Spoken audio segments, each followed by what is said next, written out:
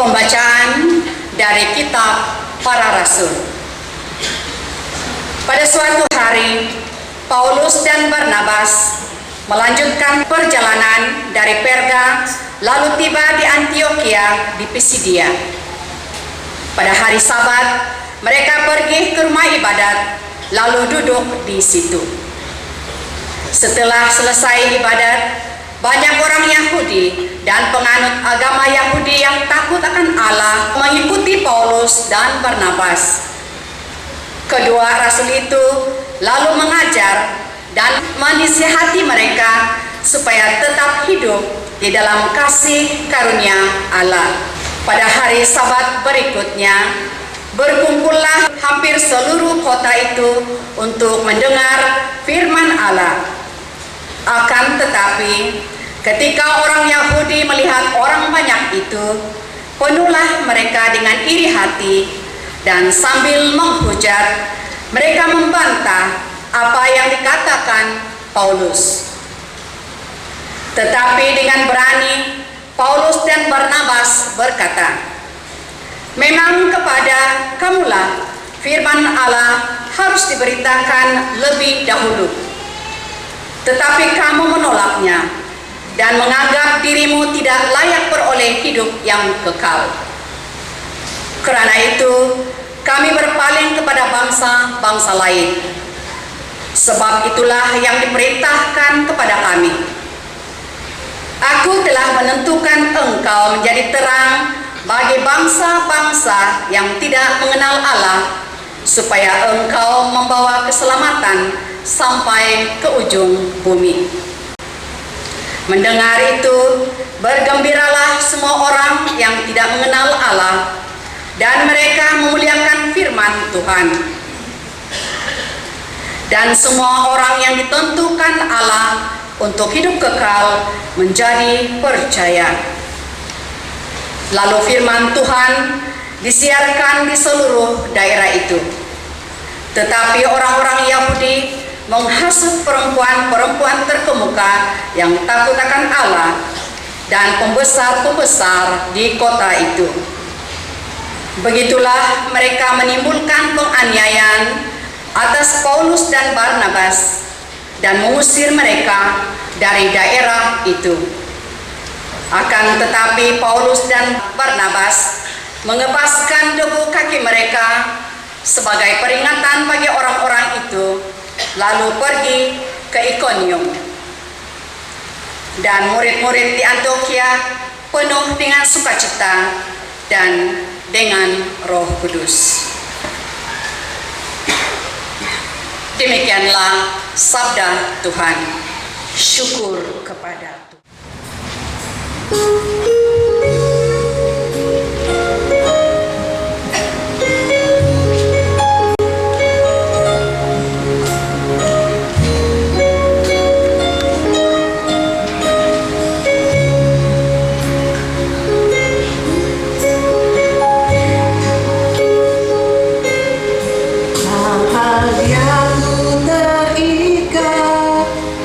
Pada Yahweh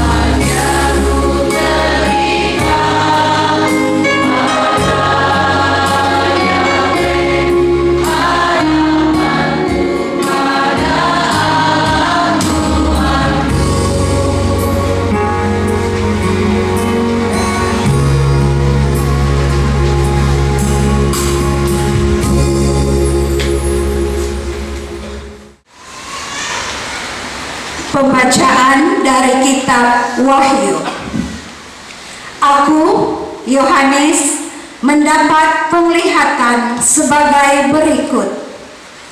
Tampaklah suatu kumpulan besar orang banyak yang tidak terhitung banyaknya dari segala bangsa dan suku, kaum dan bahasa. Mereka berdiri di hadapan takhta dan di hadapan Anak Domba, memakai jubah putih dan memegang daun-daun di tangan mereka.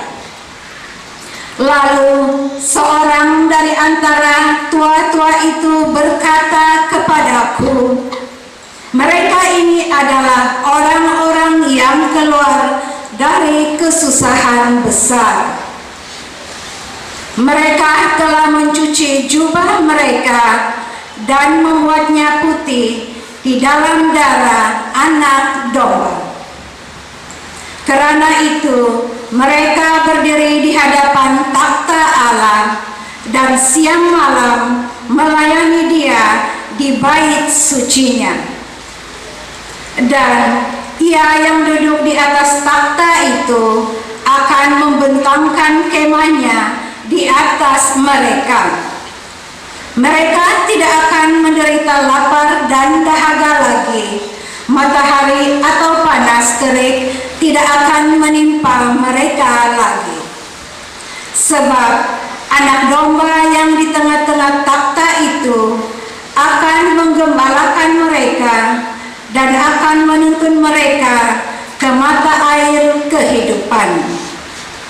Dan Allah akan menghapus segala air mata dari mata mereka. Demikianlah sabda Allah. Syukur kepada Allah.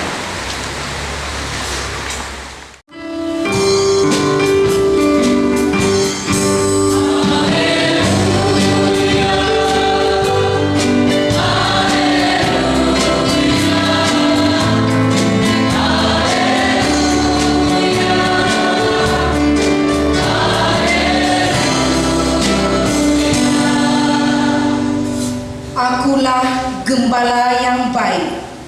Aku mengenal domba-dombaku, dan domba-dombaku mengenal aku.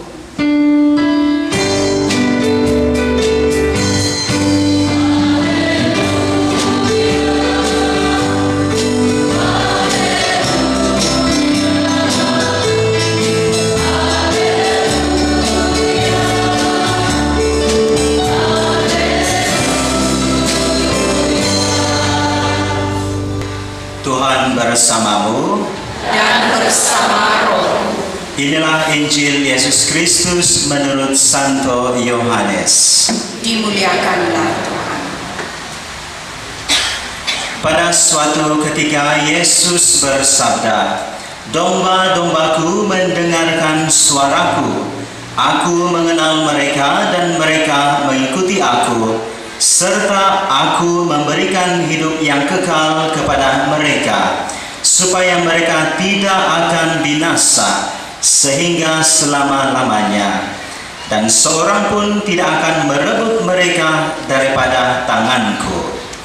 Hal ini karena Bapa-Ku yang memberikan mereka kepadaku lebih besar daripada sesiapapun, sehingga kan seorang pun tidak dapat merebut mereka daripada tangan Bapa, karena aku dan Bapa adalah satu."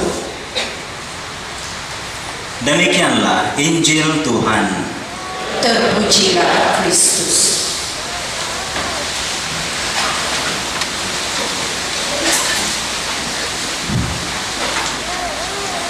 Saudara-saudari yang terkasih dalam Kristus, pembacaan Injil pada minggu yang keempat tahun ini adalah pembacaan Injil yang paling singkat ataupun paling pendek. Jadi mungkin Anda berpikir homili akan pendek hari ini, tapi sebenarnya tidak. Oke, kita kasih balance ya. Saudara-saudari, hari ini kita merayakan Minggu Panggilan ya. Dan pada masa yang sama kita juga merayakan 3 hari ataupun 3 hari-hari ini ya. Hari yang pertama ialah hari ibu, yang kedua hari guru dia bilang, dan yang ketiga ialah hari jururawat. Ya, dan bagaimana kita mau mencantumkan keseluruhan ini, saudara-saudari? Saya secara pribadi di dalam renungan saya ingin menyatukannya ini dengan satu perkataan saja, yaitu panggilan. Ataupun orang putih bilang vocation, ataupun orang Latin bilang vocare, yang bermaksud to name, to call, or to invoke. Jadi saudara-saudari, semua situasi ataupun kerjaan ataupun pekerjaan kita itu adalah sebenarnya satu panggilan, ya. Dan sebab itu saudara-saudari, mungkin mulai pada hari ini saya ingin menjemput Anda dan kita semua.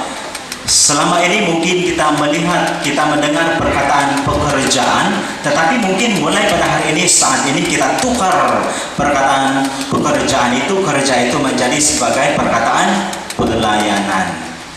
Dan jika kita mampu menukar perkataan pekerjaan ataupun kerjanya sebagai dengan perkataan pelayanan, kita mampu melakukan sesuatu yang lebih baik dan lebih luar biasa. Dan saudara-saudari, setiap kali melihat pada diri saya sendiri sebagai pengerusi Komisi Panggilan Keuskupan di Keningau ini, setiap kali tiba masanya Vocation Sunday, Minggu Panggilan, kami ataupun saya sendiri menjemput, mewajibkan semua padri termasuk bishop untuk mengkongsikan cerita panggilan mereka. Jadi oleh karena itu saya tertimbang diri sendiri. Jadi apapun selepas ini saya akan memperkongsikan cerita panggilan saya. Namun saudara-saudari, kita bersyukur dengan khusus misah yang kedua ini kita bersama-sama dengan para jururawat di hadapan kita ini. Saudara-saudari, semasa saya kecil, dahulu kecil-kecilnya, mungkin termasuk mungkin sampai sekarang lah ini kepercayaan ini. Semasa saya kecil dahulu kan, budak-budak diorang suka ataupun diorang takut 2 orang saja. Orang yang pertama ialah polis, dia bilang. Oke, dan orang yang kedua yang mereka takut sebagai budak-budak pada zaman saya dulu kan ialah nurse ataupun jururawat.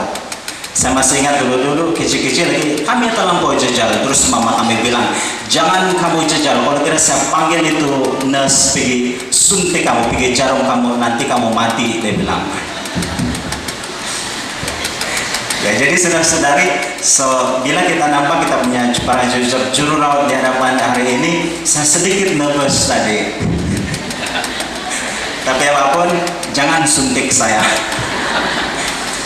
Ya, saudara-saudari, melihat kepada panggilan itu dan melihat pada panggilan saya sendiri sebagai seorang padri. Dan memang saudara-saudari, panggilan itu sebenarnya dia sangat besar maksud dia. Dan kalau kita melihat secara menyeluruh, saudara-saudari, kita semua yang hadir, yang lahir di dunia ini, kita sebenarnya sudah dipanggil oleh Tuhan, Mbak. Ya, kalau kita lihat, kita belajar dalam masa kita di sekolah dahulu, kita belajar sains dan biologi kan. Kita mempunyai banyak saingan, Mbak. Berjuta-juta dia bilang. Tetapi bernasib baik kita semua yang hidup, kita saja yang berjaya menembusi, dia bilang. Jadi kita bersyukur sebab kita dipanggil untuk hidup. Inilah panggilan utama, kita semua dipanggil untuk hidup. Dan bukan itu saja saudara-saudari, dalam kehidupan kita di dunia ini, panggilan yang sebenar bukan hanya panggilan untuk hidup, tetapi panggilan untuk terus hidup dan mengasihi orang lain agar setiap orang yang hidup di dunia ini juga hidup dengan penuh. Dan saudara-saudari, sekarang kita sudah sampai pada perkongsian panggilan saya, ya. Dan kalau Anda mau mengetahui lebih lanjut lagi, banyak pameran di Dewan sana, banyak sister, brother dan brother di sana, kamu boleh tanya panggilan mereka. Dan memang saudara-saudari, saya sejak kecil dahulu, saya tidak pernah terlintas untuk berpikir menjadi padri sebenarnya. Dan sebelum itu saya ingin memperkenalkan diri saya. Nama saya David Richard Gasiko. Saya berasal dari Sub Keningau, dekat Tabawan. Dan sekarang saya bertugas di katedral ini. Dan saudara-saudari, tidak pernah terlintas dalam pikiran saya untuk menjadi padri sebenarnya. Ya, sebab lagi pun saudara-saudari, saya bukanlah dibaptis sebagai Katolik dari kecil. Saya hanya dibaptis di dalam IKR KSFX tahun 2004. Saudara-saudari, selepas saya menghabiskan pengajian tingkatan 6 di Gunsanad pada tahun itu, saya melanjutkan pekerjaan selama 3 tahun sebagai chef di Semenanjung. Dan di sana saudara-saudari, dia bilang pandai masak. Dan memang saudara-saudari, semasa berada di Semenanjung itu memang tidak ada masalah tentang duit, makan dan sebagainya. Ya, saya punya kehidupan sangat bahagia. Tetapi satu perkara yang membuatkan saya kosong, ya, ada sesuatu kerinduan saya untuk kembali ke Sabah dan melayani kononnya di sini. Dan saya mengambil keputusan untuk berpindah kerja. Saya bekerja paling luas di Shangri-La Rasaria Tuaran. Dan setelah bekerja di sana juga masih lagi ada kekosongan di dalam diri saya, sesuatu yang tidak cukup. Mungkin Roh Kudus tampilin saya. Jadi saya balik, saya berhenti kerja sebagai chef di sana dan saya balik Sub. Pada tahun 2009 saya mulai aktif melayani di gereja paroki kami Sub. Dan pada waktu itu saudara-saudari, ada keinginan sedikit saya untuk mau menjadi padri. Tapi banyak keinginan saya pula yang mengatakan kau tidak layak. Tidak payahlah kau pergi coba-coba, nanti kau mati, dia bilang. Tapi oleh karena saya bersyukur pada tahun 2009, saudara-saudari, tim komisi panggilan keuskupan yang diketuai oleh Father Bonaventure, mereka telah mengadakan promosi panggilan di paroki Sub, dan di sana saya melihat banyak promosi, termasuklah Lasal Brother Sesi, Putri Kamal, Betania dan sebagainya. Dan apa yang terlintas dalam pikiran saya pada waktu itu, saudara-saudari, saya bilang saya tidak pandai. Kalau saya mau pergi jadi pada pun mungkin tidak layak. Bagus saya pergi jadi berada sejalan sebelah. Jadi saya coba pergi risik-risik berada Lasal ataupun Betania pada waktu itu. Dan akhirnya saya coba pergi bertanya, bercakap dengan Father Bonaventure pada tahun itu 2009. Dan Father Bonaventure mengatakan, kalau kau mau jadi berada, alang-alang, dia bilang. Bagus kau try dulu pergi jadi pada, mana tahu kalau kau tidak jadi pada, kau jadi berada lah, dia bilang. Jadi saya cobalah. Jadi oleh itu Father Bona telah menjemput saya untuk menghadiri retreat panggilan bulan 10 Oktober tahun 2009 di Bunda Tuhan Retreat Center Ranau.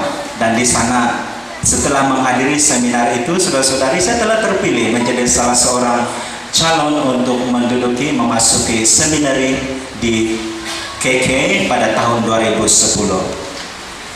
Dan selama pembentukan 8 tahun itu, saudara-saudari, 2 tahun di KK dan 6 tahun di Kuching, Sarawak, memang sepanjang perjalanan itu ada masa-masanya saya ingin keluar dari seminari dan kembali bekerja sebagai chef di hotel.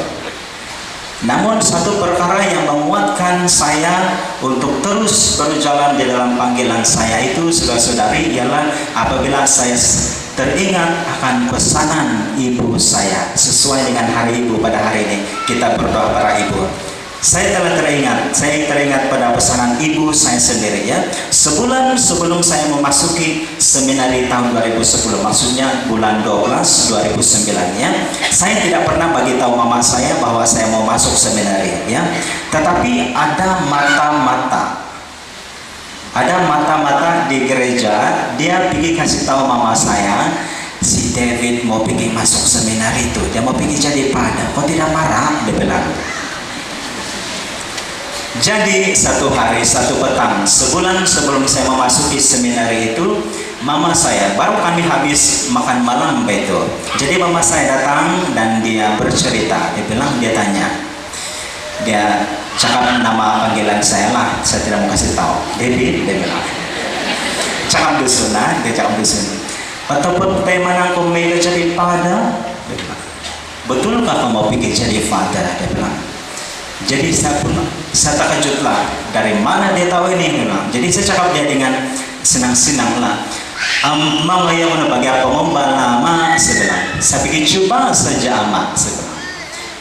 Pas tu bila saya cakap begitu kan, muka ibu saya bertukar menjadi sedih dan saya nampak dia sedikit menangis.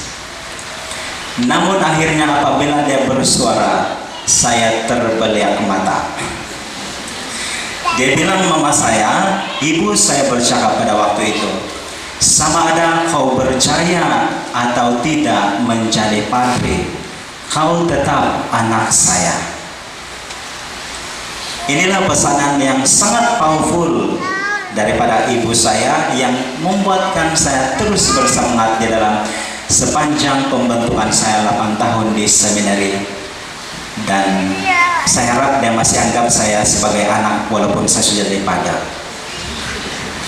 Oke, saudara-saudari, itulah cerita panggilan saya. Memang kita semua dipanggil untuk menjadi manusia secara penuh. Walau apapun situasi ataupun pekerjaan kita, Tuhan menginginkan kita menjadi diri kita seadanya.